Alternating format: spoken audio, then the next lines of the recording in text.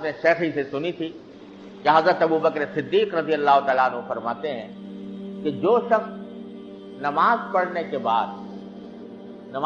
کے بعد 2 کلمے کہہ لے تو شیطان کہتا ہے کہ اس نے میری کمر توڑ دی۔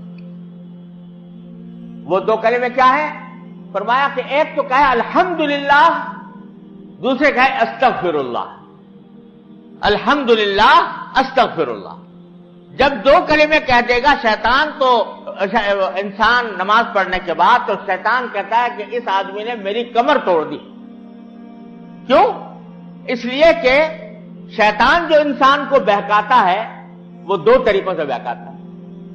ایک تو اس طرح بہکاتا ہے کہ تو کیا اور تیری نماز کیا، یہ تو ایسی فضول ٹکریں ماری ہیں، اس کا حاصل کچھ بھی نہیں ہے، اس سے مایوسی پیدا کرتا ہے۔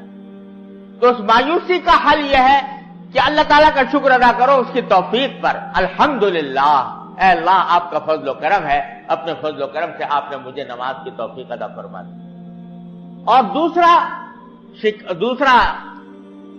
شیطان کا جال یہ ہوتا ہے کہ بعض اوقات دل میں انسان کے بڑائی پیدا کر دیتا ہے۔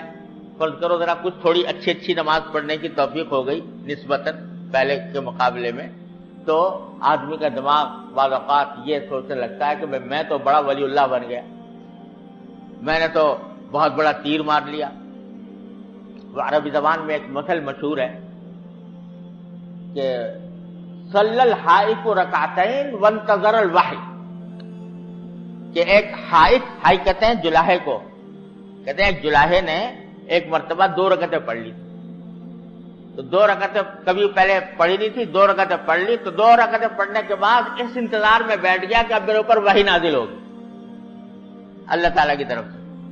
تو بعض اوقات شیطان اس طرح بہکاتا ہے کہ نماز پڑھوانے کے بعد دل میں ایک تکبر پیدا ہو گیا، بڑائی پیدا ہو گئی اپنے عمل کی طرف، یہ کہ میں نے کوئی بہت بڑا تیر مار لیا۔ اس کا علاج ہے استغفر اللہ، کہ اللہ جیسی نماز پڑھنے کا حق تھا وہ تو میں ادا نہیں کر پایا، جو کوتاہیاں ہوئی اللہ اپنی رحمت سے اس کو معاف فرما دی۔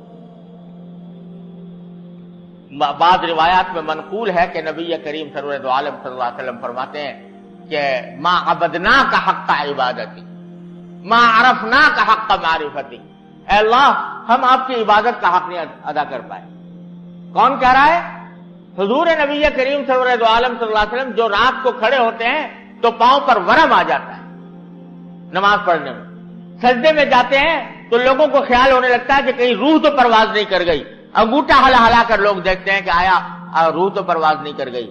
وہ اتنی عبادت کرنے کے بعد فرماتے ہیں کہ اللہ ہم نے آپ کی عبادت کا حق ادا نہیں کیا۔ تو جب آپ یہ بات فرما رہے ہیں تو ہما شما کس شمار قطار میں ہے؟ ہم تو اگر کوئی بھی پڑھنے کی توفیق ہو گئی اللہ تعالیٰ کا فضل و کرم ہے، لیکن اپنی کوتاہیوں کے اوپر استغفار ضروری ہے۔ تو الحمدللہ اور استغفر